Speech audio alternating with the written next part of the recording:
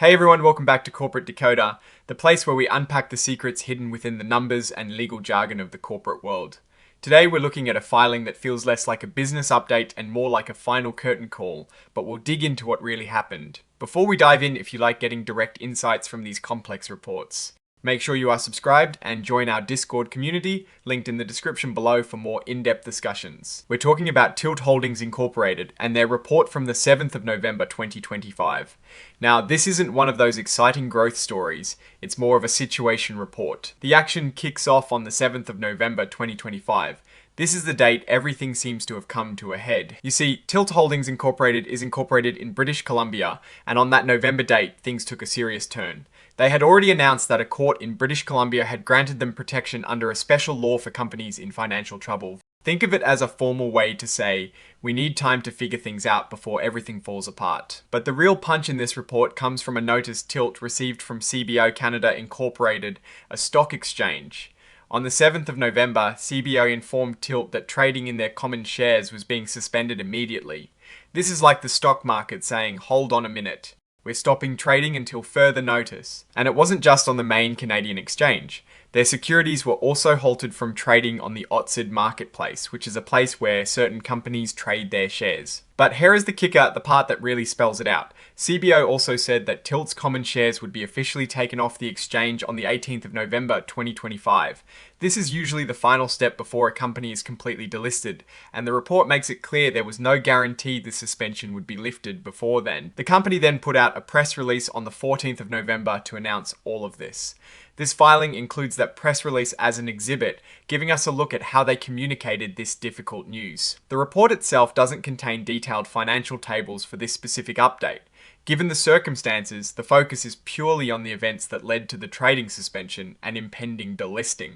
The key exhibit is that press release, which would contain the official statement about these actions. And as with most filings, there is the interactive data file for the cover page, which helps with tracking and analysis for financial professionals. The report is signed by Tim Conder, the Chief Executive Officer. This signature confirms that the company is officially acknowledging these events. So what does this all mean looking past the formal language? This filing paints a clear picture of a company in severe financial distress.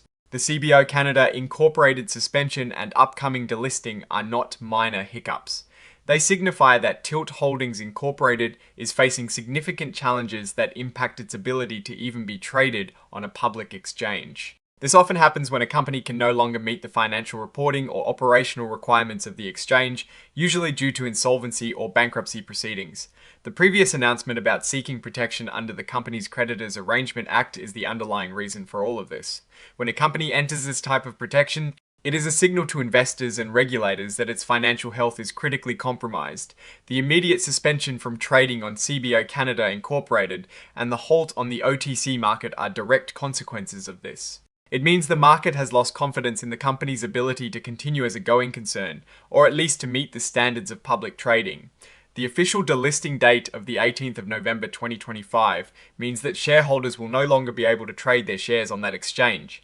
This can severely limit liquidity, making it very difficult for existing shareholders to sell their holdings. For investors, this filing confirms a very negative outlook. The company is essentially being pushed out of the public market, which is a strong indicator of significant financial trouble and a very uncertain future.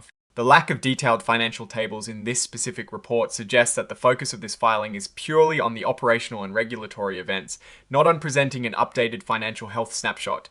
The real story here is not about profits or losses at this moment, but about the very survival of the company as a publicly traded entity. In summary, Tilt Holdings Incorporated is going through a significant crisis.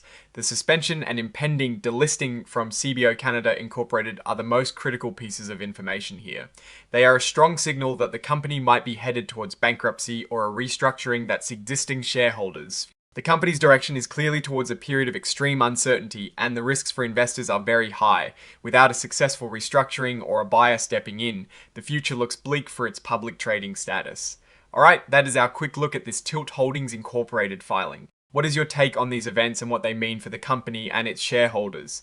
Let me know in the comments below if you found this breakdown helpful. Make sure to hit that like button and subscribe for more corporate insights. And don't forget to check out the Discord in the description for more community discussions. Thanks for watching, and I'll see you in the next one.